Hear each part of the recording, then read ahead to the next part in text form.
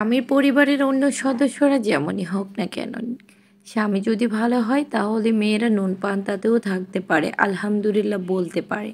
কেন বললাম এই কথা? আসলে প্রতিটা মেয়েরই শ্বশুরবাড়িতে কেউ না কেউ খারাপ থেকে থাকে। সেই খারাপটা যদি আপনার স্বামী না হয়ে অন্যজন হয়, তাহলে সেটা মানা যায়। আপনি মনে করলেন আপনার শ্বশুরবাড়ির প্রত্যেকটা মানুষ ভালো, কিন্তু আপনার স্বামীটা যদি খারাপ পড়ে তাহলে কি করবেন বলেন? তাহলে তো একটা মেয়ের জীবনটা নরক যন্ত্রণাতে ভোগ করতে হয়। তো তার জন্য শ্বশুরবাড়ির লোকজন যেমনই হোক না কেন, যদি আল্লাহ স্বামীটাকে ভালো দেয় তাহলে হাজারো কষ্টের মধ্যে থেকেও আলহামদুলিল্লাহ বলা যায়। তো আলহামদুলিল্লাহ আমিও জীবনে এমন একজন মানুষকে পেয়েছি যে কিনা আমার সমস্ত চাওয়া পাওয়া সব কিছু সবার আগে রাখে। তার ফ্যামিলি যেমনই হোক না কেন, তারা যেমনই হোক, কিন্তু আমি যে মানুষটার সাথে গড় করবই, সে মানুষটা কিন্তু আল্লাহর রহমতে অনেক বেশি ভালো। আমার কোনো চাওয়াই সে অপূর্ণ রাখে না। আমি যখন তার কাছে যা চাই তখনই সে আমাকে সেটা দেওয়ার চেষ্টা করে। তো আজকে ওকে বলেছিলাম যে দুপুরবেলা যেহেতু আমাদের দাওয়াত ছিল, সো এখন রাতে রান্না করতে পারবো না। তো ও বলল চলো যাই বাহিরে রেস্টুরেন্ট থেকে ঘুরে আসি, খেয়ে দিয়ে আসি। তো আজকে আমরা আসছি দিঘির চাপে, যেটা হচ্ছে ধর্মসাগরের পাড়ে।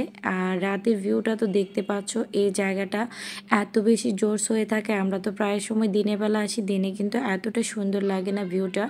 রাত্রে যখন লাইটগুলো জ্বলে তখন তো দেখার মতন জাস্ট অসাধারণ।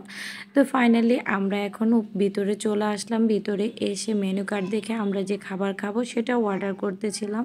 তো পরে তোমাদের জন্য পুরাটা ভিডিও করে নিলাম। আমি ওকে বলছিলাম যে আমাকে একটু ভিডিও করে দাও। তারপরে তোমাদের ভাইয়া আসলে ভিডিওগুলা মানে ছবি তোলো ভিডিও এগুলা এতটা করা পছন্দ করে না, বলতে ও এগুলাতে এতটা অ্যাক্টিভ না। তো ও যতটুকু পেরেছে আলহামদুলিল্লাহ আমাকে করে দিয়েছে।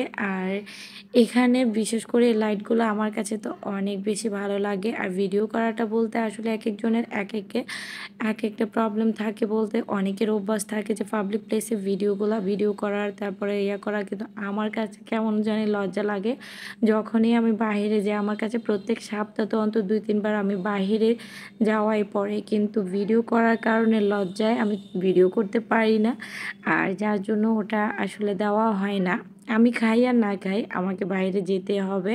তো ফাইনালি আমাদের খাবারগুলো চলে এসেছে। তো আমার আজকের ব্লগটা ছিল এ পর্যন্ত। আমার ব্লগটা যদি তোমাদের ভালো লাগে অবশ্যই আমার পেজটাকে ফলো দিয়ে আমার পাশে থাকবে।